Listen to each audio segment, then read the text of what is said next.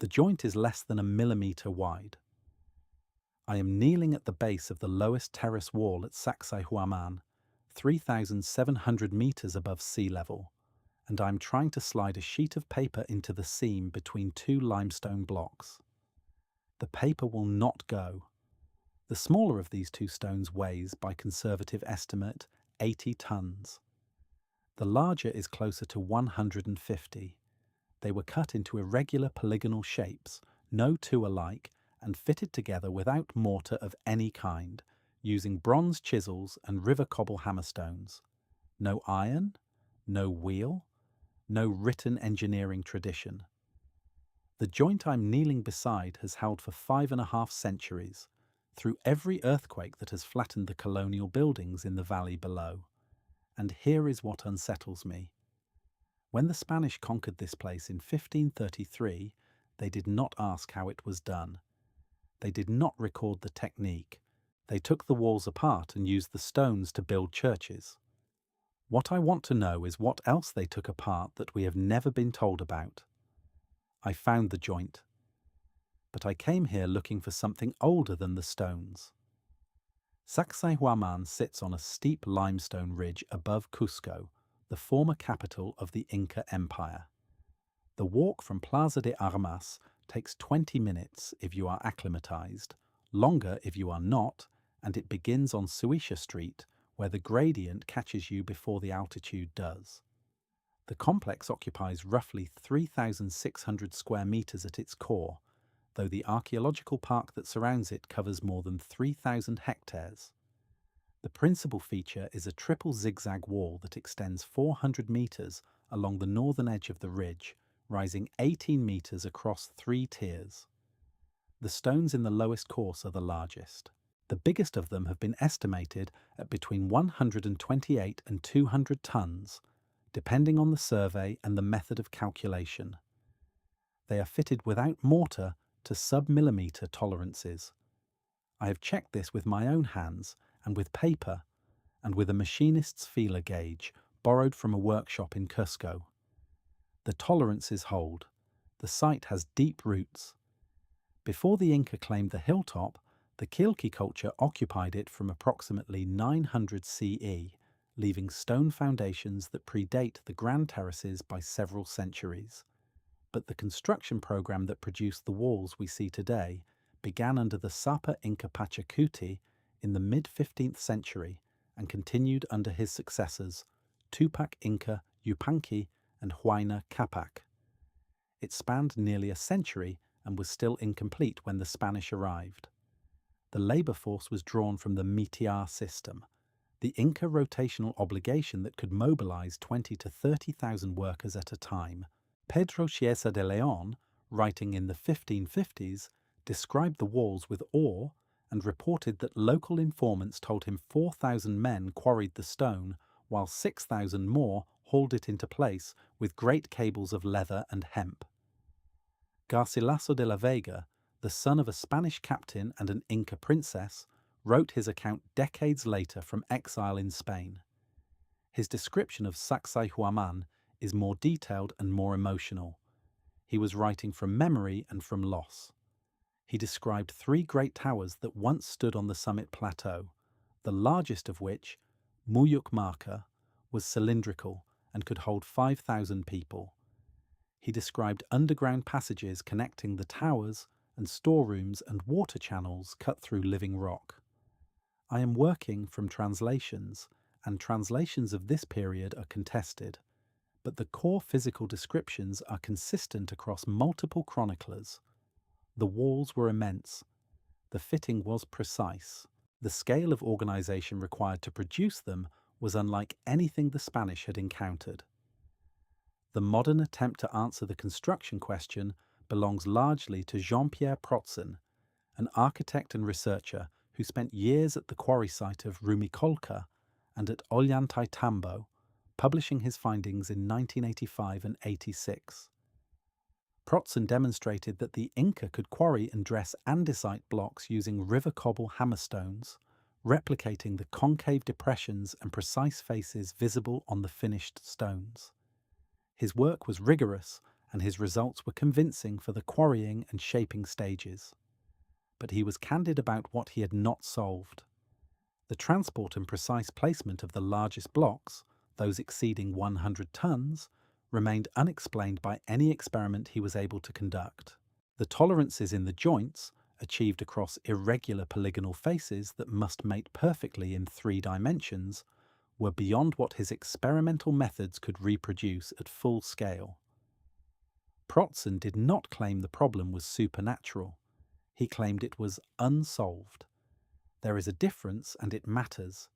Here is where the record stops being incomplete and starts looking emptied. Following the siege of Sacsayhuamán in 1536, when Manco Inca's forces held the complex against the Spanish, and thousands died on the terraces, the site was not preserved as a fortification or studied as an engineering achievement. It was quarried. The colonial administration in Cusco treated the complex as a source of pre-cut building stone, and over decades, perhaps as much as 60% of the original structure was removed. The 3 great towers were torn down entirely. No architectural survey was made before the demolition began. No measurements were recorded. No drawings were commissioned. The stones were dragged down the hill and recut for churches, houses, and municipal buildings. What kind of conqueror looks at the finest stonework on the continent and decides to break it into rubble for a church floor?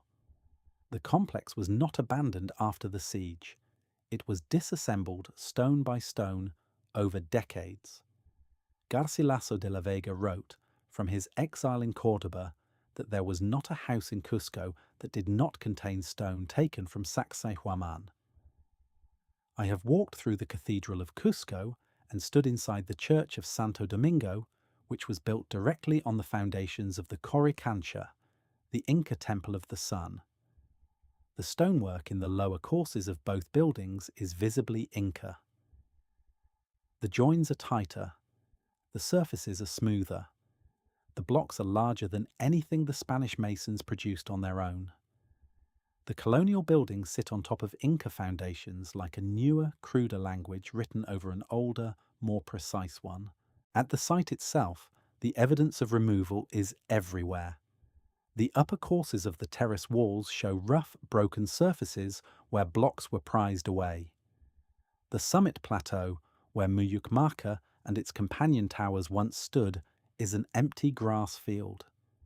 Only the circular foundation of Muyukmarca remains, a ring of fitted stone approximately 22 meters in diameter, sunk into the hilltop like a socket from which something massive has been pulled. I stood on that foundation in the late afternoon, when the light comes in low from the west, and the stone turns warm and grey buff under your hand. Pedro Sancho, who served as secretary to Francisco Pizarro, described Muyukmarca as so large and so tall that it seemed impossible it had been built by human hands. I looked at the foundation and tried to project the tower upward against the hard blue sky. Even a conservative estimate based on the diameter and the chronicler's descriptions puts the structure at 15 to 20 meters high. The engineering required to build a cylindrical stone tower of that diameter at that altitude with those materials is not trivial by any modern standard. Then there is the Chincana. 2 tunnel systems are known at Sacsayhuamán, referred to as the smaller and larger Chincana. The smaller is open to visitors for a short distance. The larger is sealed. I walked to its mouth on the northern slope of the ridge, where the limestone gives way to a rough opening framed by dressed stone. The mouth is gated and barred, but you can feel the air moving. There is a faint cold draft that pushes outward from the darkness, and it carries a dampness that is absent from the surface air at that altitude. The tunnel's full extent has never been mapped. Attempts to explore it have been halted by flooding, by collapses, and by restrictions from the Cusco Decentralized Directorate of Culture. Colonial-era accounts, repeated across multiple sources, claim the tunnel system extends as far as the Coricancha, roughly 2 kilometers to the southeast. If the tunnel system connects to the Coricancha 2 kilometers away, as colonial-era accounts have claimed for centuries, Why has no modern survey been permitted to confirm or deny it? In 2008, additional ruins were discovered at the periphery of the archaeological park, structures that had not been catalogued or mapped. 96 sites within the park boundaries remain unexcavated. I checked this figure with the regional directorate's published inventory. The number is not disputed. It is simply not acted upon. Protzen's own published work, the most rigorous experimental archaeology ever conducted on Inca stonework, ends with an acknowledgement that the transport and fitting of the largest blocks remains unexplained. The experimental record is honest, but it is also incomplete, and nothing in the decades since has closed the gap. The tools we have now, laser scanning, photogrammetry, computational modelling, have been applied to document the site in extraordinary detail. They have not been applied to replicate it at full scale. Documentation is not the same as understanding. Go back to the base of the lowest wall. Go back to the late afternoon when the shadows are longest. There is a man on the path below the first terrace. He has worked at Sacsayhuamán for longer than most of the archaeologists who visit it. He is employed by the Cusco Decentralized Directorate of Culture, and his job is to maintain the perimeter paths and the drainage channels that keep water from pooling against the foundation stones. He knows every block in the lowest course by the shadow it casts at different hours of the day. He does not talk about the Inca as ancient history. He talks about the stones the way a farmer talks about land, with familiarity, without reverence, and with a quiet possessiveness that is more powerful than any museum label. I asked him the question every tourist asks: how were the stones cut? He said he did not know. But then he corrected the question itself. His grandfather told him the stones were not cut, he said. They were shaped. And the difference matters, though he could not say exactly why. He placed his hand flat against the joint between two blocks in the lowest course. The late sun was catching the edge of each stone, turning the limestone almost golden. The joint beneath his palm has held for 500 years. It is tighter than anything he or I or anyone watching could make with the tools available to us now. His hand looked small against the stone. The stone did not look old. It looked patient. The question I keep returning to is not about the Inca. Sacsayhuamán is not a mystery waiting to be solved by better technology. It is a record of what happens when knowledge lives in people rather than in documents, and those people are conquered. The Inca did not need to write down how they built these walls.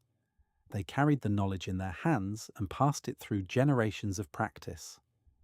When the Spanish broke the chain of transmission, the knowledge did not hide.